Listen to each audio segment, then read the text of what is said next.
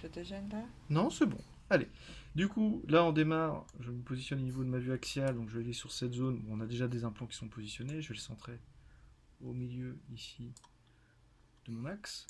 Je vais venir axer déjà mon axe sagittal rouge dans l'axe de l'arcade. Donc, ici, on voit bien la zone déjà implantée. Mais on va donc simuler, venir voir pour le positionnement et l'axe, justement, d'un autre implant. Si on souhaitait positionner un implant, on imagine qu'on n'avait pas d'implant en place. Donc là, je suis en position. Vous pourriez très bien imaginer que voilà, mon image est dans cet axe-là. Donc ici, je vais venir décocher avec la petite main au niveau de l'écran ici, hop, cette petite option déplacer, pivoter le volume. Et à partir de là, maintenant, je vais pouvoir modifier le positionnement directement de mes axes et non de mon image.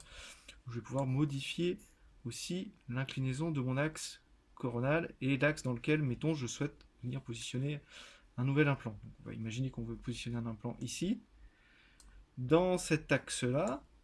Et donc pour pouvoir retrouver cet axe-là précisément au niveau de mon module de planification implantaire, je vais appuyer sur ce petit icône ici, à droite, pan, pour enregistrer justement ce plan et cet axe que je souhaite préserver pour venir positionner mon implant. Donc là c'est fait.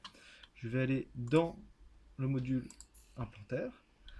À partir de là, je vais me réajuster au niveau de ma vue axiale sur le secteur que je souhaite implanter. Je vais tracer ma ligne panoramique et automatiquement là je retrouve déjà le même axe que j'avais sélectionné au préalable tout à l'heure pour mon implant.